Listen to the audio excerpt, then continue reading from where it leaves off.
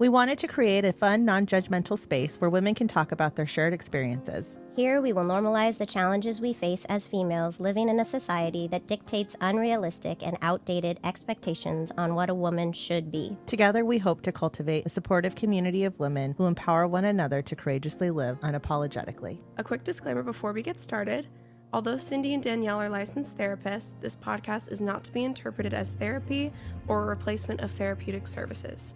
It is strictly a conversation between two women about their experiences in the world. If you liked today's episode, please make sure to like and subscribe below. Also, follow us on all of our social media platforms at Unapologetically Females. With that being said, we hope you enjoy this episode. It's a tough conversation. When I give it, after we give it a few times, I'm like, you know what? Again, for me, I want them to love school, and I want them to love being here at this age. I want them to have friends.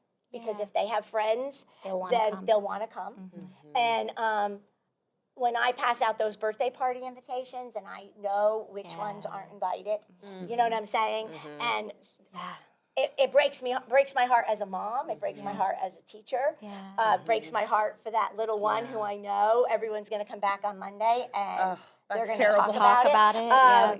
And so I'm frank with the parent, and I say, unfortunately, let's see what we can do. What kind of help can we do? Can you talk to your pediatrician? Can you, what kind of things? I mean, we've had times where even at this young age, where we've, had kiddos that we had to, I would get a call late at night saying something's happening, and I'd have to send them to Mind 24/7. I'd say, go right to Mind 24/7. Let the experts take care of it. This is not my realm, and it sounds like it's more than you can handle. And that says so much about you that they're calling you at night and asking your advice. And it's true. I'm telling you, she's a unicorn. Volumes. It's like it is.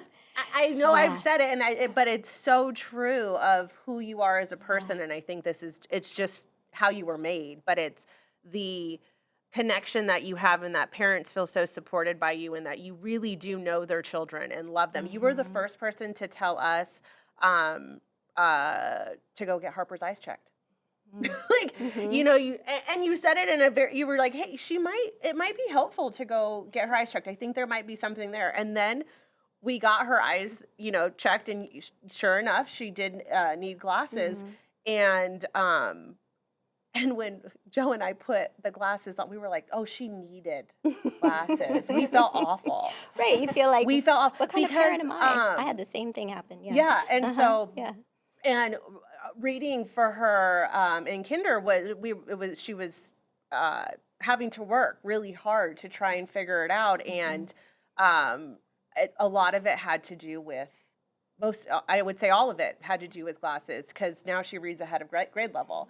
Do you know what I mean? And and I remember you telling me that everything is done right here. Yeah, you're sitting in mom's lap. You're looking at a book right here. You're playing with toys. You're coloring, hopefully, or whatever it is that you're doing. Everything is very immediate. Now you're sitting way back there. You're having to look at a large TV screen, which visually is very different. Right. And you're having to do everything from a distance. Right. So and her vision in particular, too, was, the things going on was she was, I won't be able to say it in, the medical way, but basically even in front of her and far away was, had each eye was presenting different challenges, And so it was like she was battling, even if it was here or if it's, on the screen. And so it was like, well, but she's, we all know Harper's a good talker, so it was like, well, she might just like glasses. We're not sure. She's over there nodding her head like, yep, that's it. Because then I say, oh, we're twins. Yeah. How cute we look together. But by the end of, I want to say it was towards the end of kinder that you told us that we got her checked pretty quickly, and then by the end of kinder, she had glasses. It was May, so we were wrapping up the year, so it was like the last 2 years she finally got glasses. And then the whole eye journey, though, even still, into first grade, we evolved, and it was we realized the optometrist wasn't necessarily meeting the needs that we had to go into an ophthalmologist, and like it became even, a whole thing. And so thank God for Mrs. Barnes. I know, right? I mean, it's like not going to the extreme right away. You know what I'm saying? Right. And giving them that time. This is their first time that they're in school. Giving them that time to kind of, what's going on? Let's start with the bare minimum. Let's make sure they can see and hear me. Right. Right. Yeah. Maybe that's why it's be attention deficit at all. Maybe they can't hear me. Right. Maybe Yeah. they're, for you sure. know, Yeah. so. And that's what I appreciate about you is that you don't jump to, you know, the extreme, or like, it's like, let's figure it out, let's problem solve, let's monitor, let's do these things. Because I do think that, I mean, we see people all the time, the teacher said they have ADHD. Right. You know, and, Yeah. and it's Yes. like, well, Yeah, you hear that Takes over a and over physician again. to And diagnose. Yeah. just because they're a boy, and just that's not Right. the only reason. There Right. could be lots of other Right. other things. Right. Sometimes it's just they're sitting under the air conditioned vent and they're cold. Right. I've had that before. Sure. You know, Yeah, where but once they're you afraid to kind say of really anything. look and figure it out, you're like, you know, oh, he's just cold. His He's little just brain is frozen.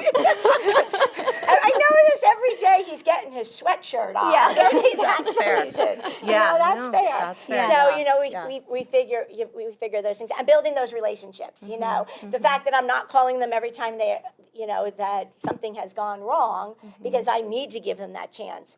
Let me work them through that. And then, you know, once it becomes an issue, or if I have to answer to another parent.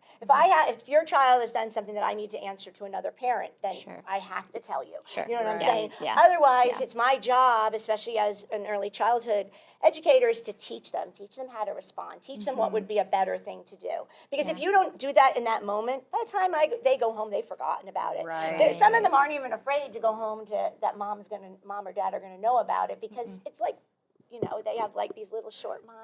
It's true. Yeah. There was one time I'll never forget that Harper had to sit up against the wall, like her and like there was like 3 or 4 other students. They're like our whole table or for something. And she came home and was like devastated. And I'm like, and you know, she made it up to be this big thing. And I'm like, what really happened? And I remember I texted you and you were like, it was nothing. Like it was like. Right, but to them, it's a big Well, deal. and I always tell the parents at, you know, our curriculum night, meet the teacher.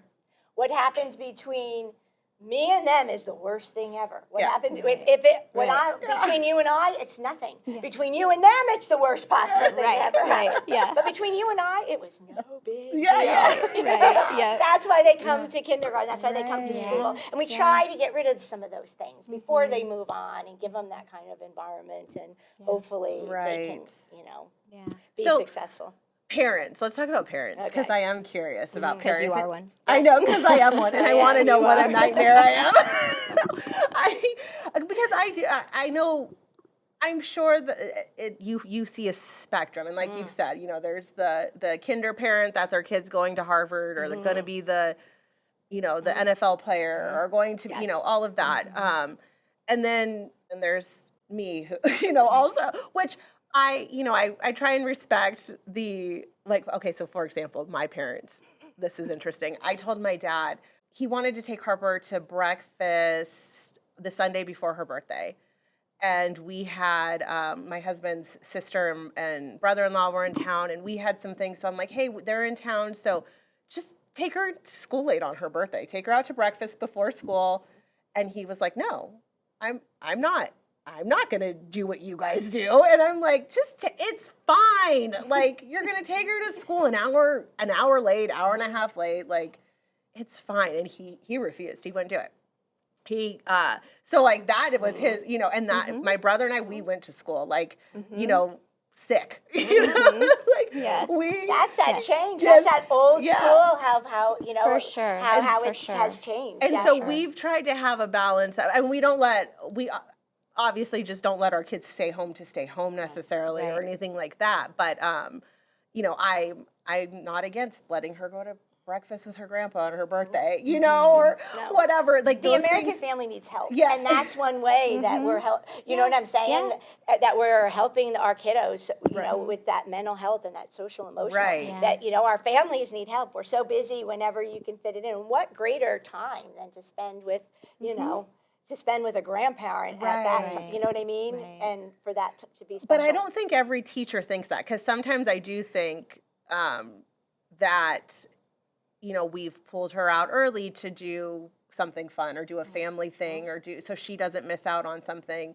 And so I'm curious how you guys as teachers have had to adjust, or how have you what are some of the things you've seen? Like you said, you've had someone come in and ask where they rank in the classroom.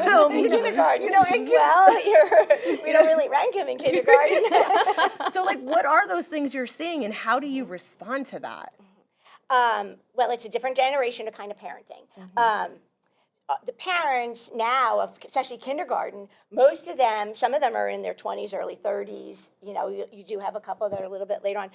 Their generation is, before they would forget their lunch and mom would be rushing up to school to give them their lunch. Now DoorDash is showing up with their lunch. Right. You know what I'm saying? We went through this cycle of, first it was a note home. Then, you emailed the parent home. Then it was, now I just text. To me, it is so much easier to just text. And I will get the district, they really don't like teachers texting and that sort of thing because just of legalities and such. And, for me, it's about building that relationship, having that immediate response, knowing full well, by the time I get to my computer and look at that email at the end of the day, when some mom is home stressed over something, or dad or whoever it might be, I'm able to handle that situation faster. And I think that helps. We have Ubers picking up kids. Yeah. We have Ubers bringing Lyft drivers, someone forgot something at home, a piece of sporting equipment, and the Lyft went home, picked up the sporting equipment, and brought it back. Yeah. So I mean, it has changed and evolved, and it's just all very, very different. Wow. And and there's that push pull.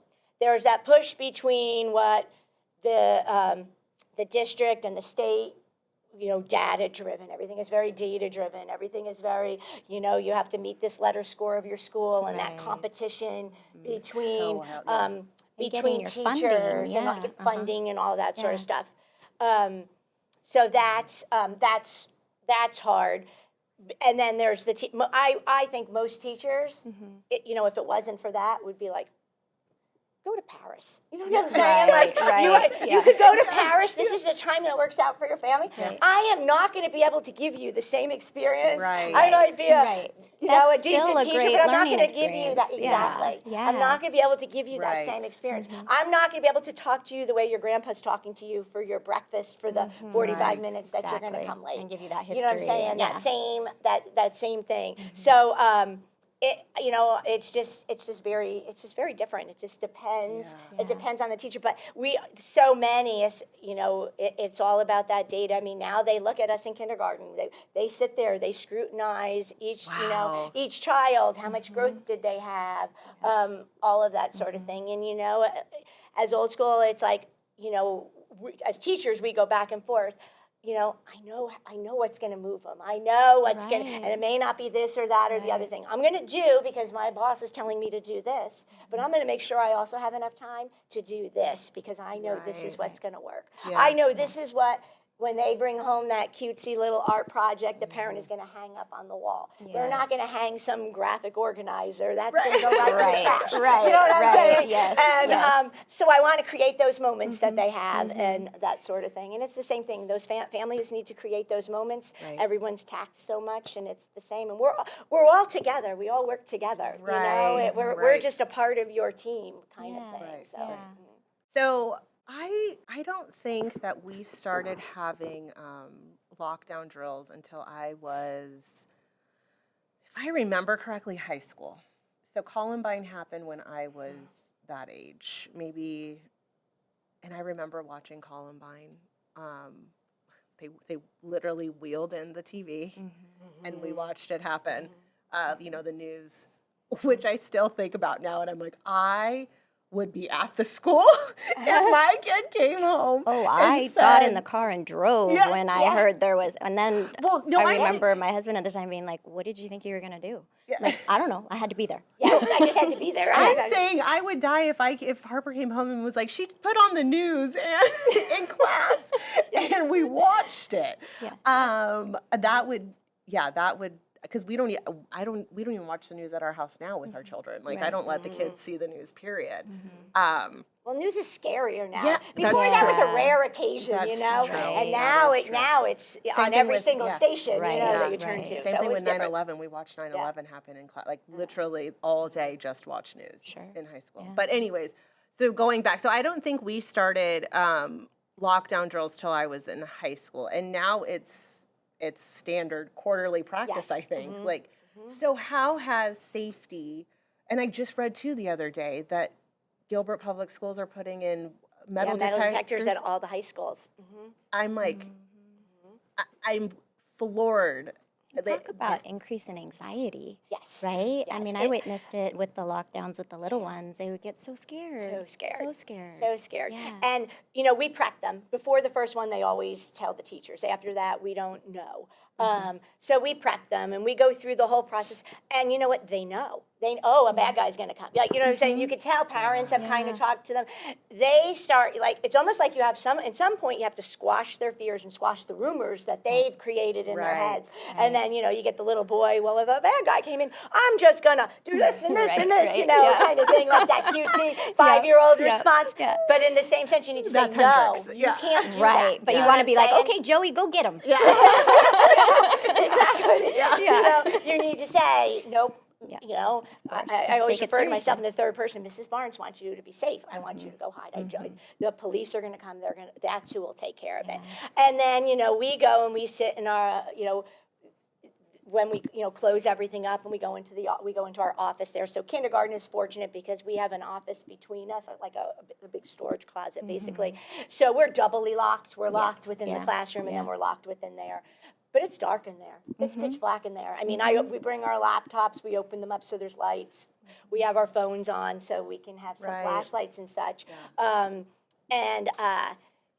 We take attendance and that sort of thing, and they're scared. They're really scared. Yeah. But in the same sense, we need them to know what to reality. do. Have What to happens prepare when they're in the hallway and that happens. And as kindergartners, I can keep them protected a little bit. Oh, they only use this bathroom, and I kind of know where they're going and what's going on, and this rumors start. Oh, well, this school had a lockdown drill. Oh, maybe ours is going to be coming pretty soon, kind of thing. Right.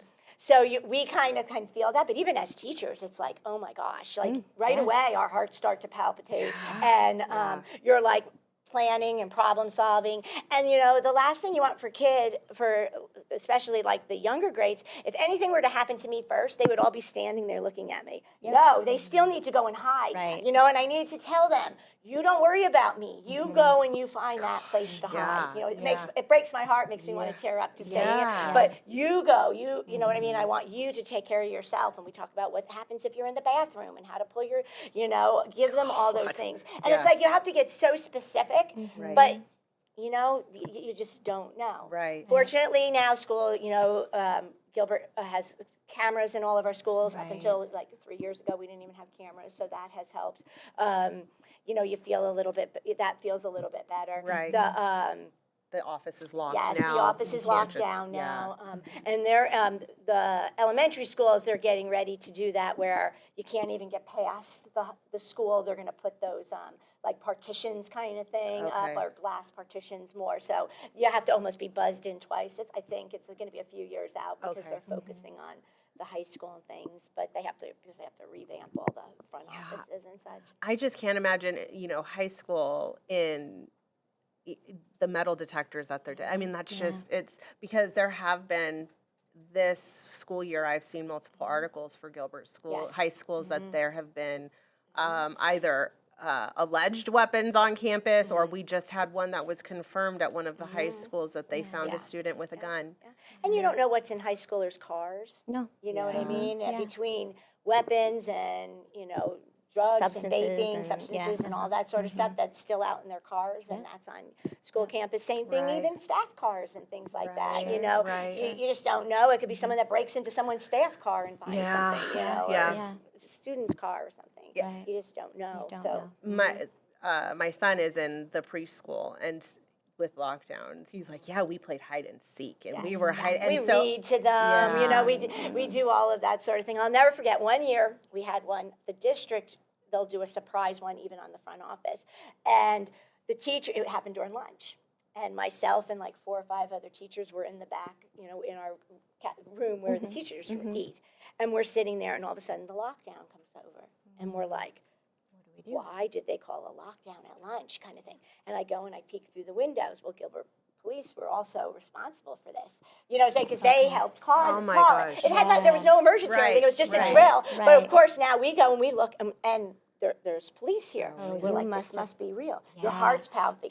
Your gut is to just race out and go find out where the kids are. So we're locking the door and we're sitting there and we're waiting and we're waiting and we're waiting, and the police are still out there because afterwards, you know, they debrief and all that sort of thing. We didn't know. They get on the loudspeaker and say, it's over. Well, we were told never to leave when it's over. We can't leave if it's over, and we can't leave if the fire alarms go off. So these 5 teachers are sitting there, and we're like, do you think it's over? What do we do? And we're still looking out the window, and we see the police. The rest of the school is in session. Right. The 5 of us are sitting in the teacher's lounge, following the rules. We are rule that's followers. How seriously we take it. Yeah. You know what I mean? And we're like, well, and you never know what's the right answer. Right. Did they really mean that? Did they not mean that? But the police are still out there.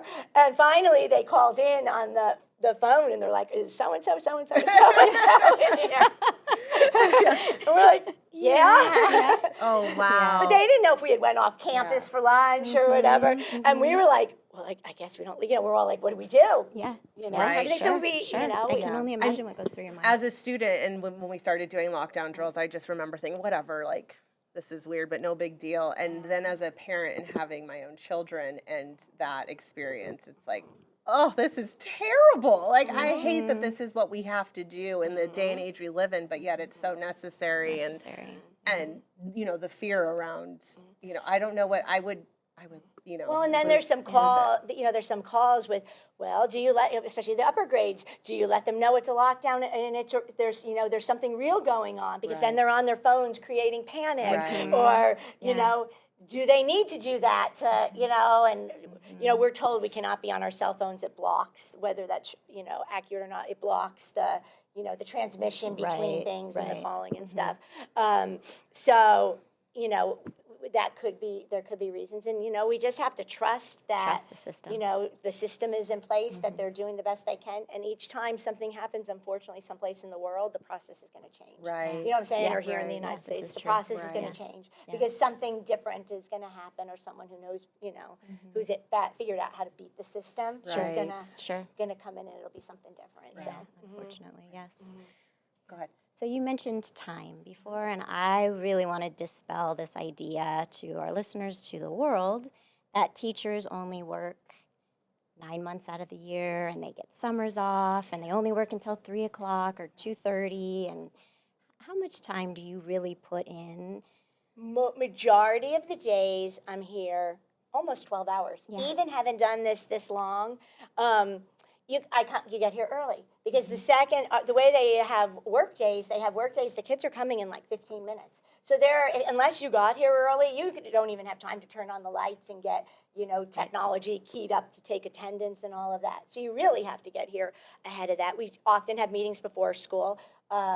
We are all responsible for doing some kind of club or kind of extracurricular, or being part of something, you know, as a school community. So that requires time, and I love that because I get to work with other students and, you know, continue to see the kids and things. But that's time. You know, into the evenings, we. Because of the nature of you know, school changing and charter schools coming in and all that, we actually have to go out, and I go and have to sit in preschools and try to encourage parents to come and see Courts Hill and come and see us. So you know, market us, and so that was something we never did as teachers before. So I'm sitting, you know, after school, I'm going and I'm sitting in, you know, different preschools neighboring that are having some kind of kindergarten thing, and trying to encourage people to come see us. And so, you know, we do all of that. We have art nights and that you have to set up for and take down, and that we're required to be here. They the district has been very nice because based on when teachers come back and when the start of the school year is, they have us in meetings all that time. And they try to give us one day, but it's optional. It's up to the principal's discretion of being able to work that day of meet the teacher, to have our classrooms ready. And and how long does that take to get your classroom ready? Exactly. Like a week? So you can't do it in one day. You know, so you're having to, you know, typically, you know, a week or two before, you're like, okay, let me go in and pull everything back out. And there's that the custodians are here, they're cleaning our carpets, and, so timing is always off. We do most of our professional development during the summer. Right. They send us away to, they send us for conferences downtown, right? We don't get paid for that. Mm-hmm. Our payment is the knowledge and education that we can bring back to the class. But those that are teachers still love it no matter what. Sure. You know what I'm saying? Yes. You have to love The it cost, to be a teacher. the amount of money that they make, a lot of them teach summer school. So they're still really working even in spite of that, just to supplement what they get, and what's throughout the school year. We're seeing more and more teachers have to do summer school than in the past. Before it was like they were begging people, and now they actually have interview process and all that. Wow. So So many people there's want more it, people that need it and want it, and kind of thing. So, and our kids need that too. So It's one of those things that really gets to me when people say, "Oh, they have the whole summer off. They have winter break." And they my paycheck is taken and it's just divided up amongst the year. So I'm paid out equally every month. So that money I'm getting in July is money I really worked for back every other month of the year. Right. I would be making more and not get paid during the summer. So there's that misnomer. Well, they're getting paid, or they're just they're home and they're not doing anything. No, I'm finally seeing that extra few dollars come the summertime. And oftentimes, a lot of teachers are paying out of their own pocket for supplies or things that is not in the budget for the school. Typically, we spend $500 to $1,000 out of our own pocket. I wish, easily. That's something I wish that, I don't know, I'm sure it's awkward because at the beginning of the school year, it's the same thing I do every year with the classroom is I always give a $100 gift card to the teacher at the beginning of the year and just say, when you run out of anything, please let me know. Like, we will replace, like, we will always pay for No, it's like, here's when my kid pisses you off. Don't think we don't love that. but no one ever asks or like has, reaches out. And I usually, something that's interesting is, so we only do conferences once a year here, which is interesting. I would, and teachers, not because the teachers don't offer if you want it more, but I mean, there's only one scheduled conference. So I would prefer to have two at least, one at, the first, well, you have quarters, but first semester and then second semester, ideally. But usually at the conference, I'll ask, do you need anything? But it's so early on in the school year, that first conference, that I think they don't. And then my son's classroom did ask for more snacks, and we sent them, but it was like, we'll replace stuff. And that's what I wish, I don't know. I don't know what the right thing is or the system to put in place, because I'm sure it's awkward to reach out and say, hey, you said you would fund the classroom. We need another payment, Right. So I'm sure that's weird, but I don't know. What do you think is the best way to do that as a parent? At the beginning of the school year, that's when there's all the sales. That's when everybody thinks, it's on forefront in their mind, to get things and to bring things in, and that's when we have more Kleenex than we could use, or that sort of stuff. At that given time. But come that mid-year, you know what I'm saying, and afterwards, it's like, and you never know. I asked for 12 glue sticks, and they're like, 12 glue sticks? Oh my gosh, that's so much.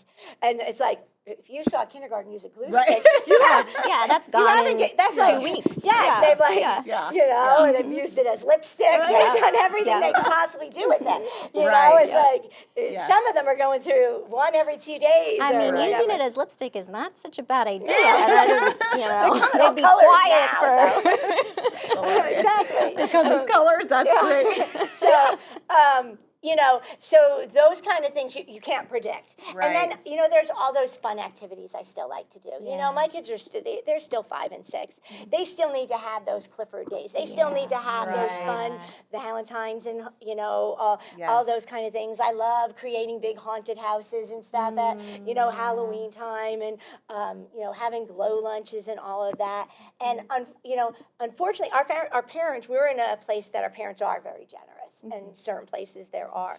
Other places and even other schools within Gilbert, they're not quite so lucky. So it does fall on the teacher if they want to continue to do those things. Also, the parents are so busy, it gets behind. Where, you know, a lot of us are control freaks, type A, you know. We're like, we're going to have this party. It's easier for me to just go and buy, you know, what I want and you know, need, yeah. all the things that I know I want and need, Yeah.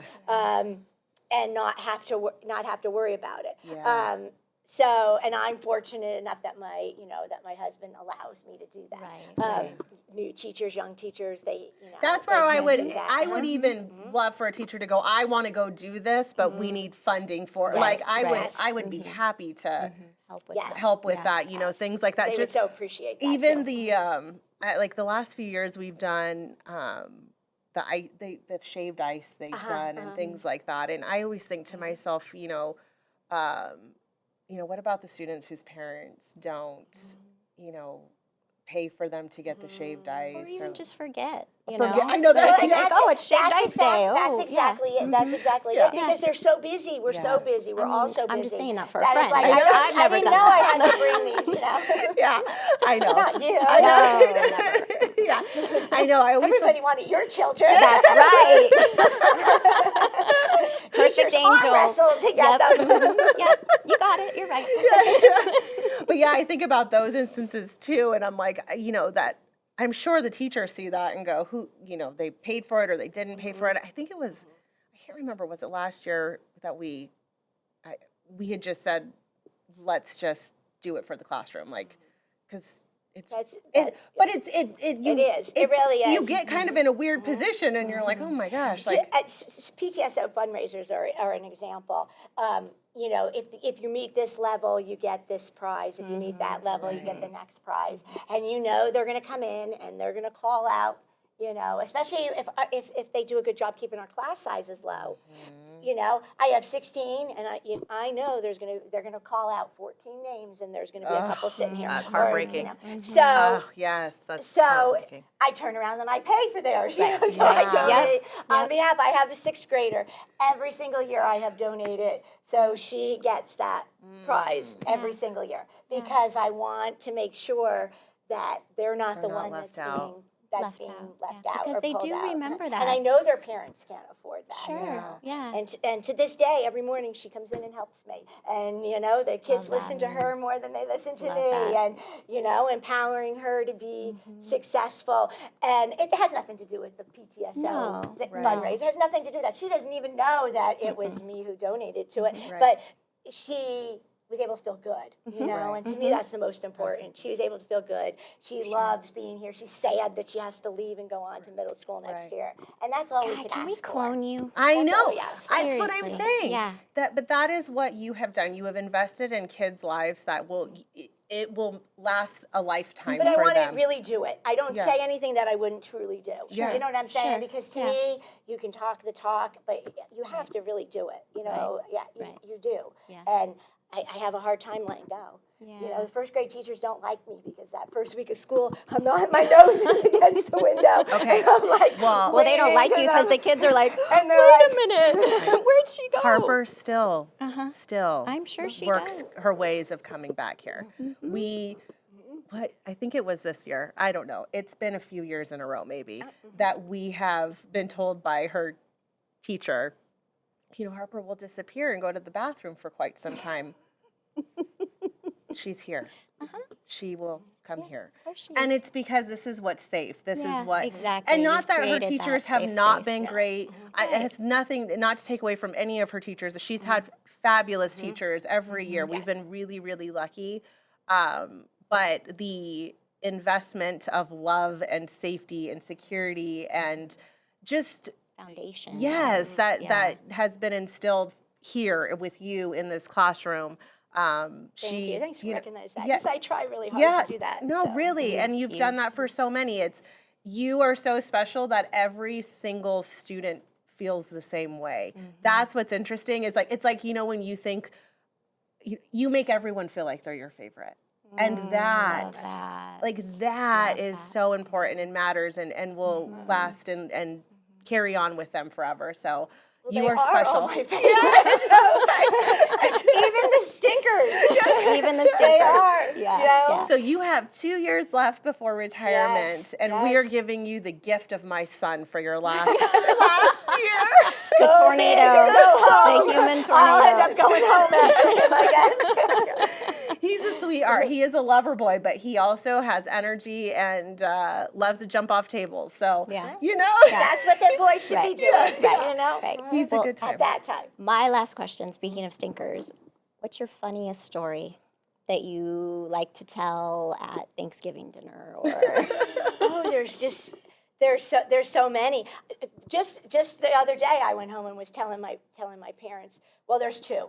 We had an opera, and the opera came in before it. I was explaining to the kids about what an opera is, and we're going to go to see an opera. And they were like, "What's the story?" I said, "It's Rapunzel." And they're like, "Oh, we're gonna go see Rapunzel." They're all the little girls are showing me, the little pencil that had, they had it on their backpack and everything. So we're going and we're walking down, and we had talked about the rules and everything. And we sit down, and the main actress has a shaved head, and we're sitting there, but it looked like it could be Rapunzel with Hansel and Gretel. The entire time, my kids are thinking they're watching Rapunzel. So that's my own oops story. So even teachers have oops. But the other, I have a little girl who is, and this is talking about oops, I have a little girl whose mom is having a baby. And the room's quiet, and she's sitting at the table, and she's working on something, and all of a sudden she goes, "Oh, the baby just kicked." And she stands up. Because kindergarten tell you everything. At the start of the school year, I read this story, what if everybody did this, and the dad is getting pulled over by a policeman. Every single hand goes up to tell you about the time their dad or mom was speeding and got pulled over by a policeman. So, that kids are super honest, and it makes my day so fun because I love hearing the stories, and I can appreciate the parents even more because I know they're just like me. You know what I'm saying? I'm not above you. I'm not below you. We are totally equals. And your dad's a police officer, so remind him that Mrs. Barnes has to get to kindergarten. Right. Whatever it could be. Yes, Exactly. Yeah. Well, thank you so much for what you do. Like I said, Teacher Appreciation Week is coming up. So everybody, Be nice to your teachers. be nice to your teachers. And also, they have enough cups. They have enough journals and pens and candles and lotions and But they do not make enough money. yes. So gift cards. Yes. Gift cards. Treat them well. We always appreciate that. Treat them well. And unfortunately, we turn around and spend it right back on your children You in do. some You cases. do. Or, just that self-care allows us to turn around and come back, and be there for their kids too. Yes. So. Thank you for doing this. Thank you. I know Thank this. you for You being were a little nervous. I up was front. very nervous. You did amazing. Wow, you you did were amazing. amazing. But thank you This for is so out taking of the my time. element. Yeah. So thank you. I'm used to talking to 5-year-olds, talking to grown-ups and asking questions. But like I said, thank you for allowing me to come and talk about what I love. Yes. What Yeah. do you call it? We It's feel a it. piece We of me. What I seriously, love. So. we You can feel feel it. the in my love. place, And you one of can my see favorite it places. around here. Yeah. Thank you so much for doing this. Yep. Thank you. Until next time, I'm Danielle. And I'm Cindy. Thank you.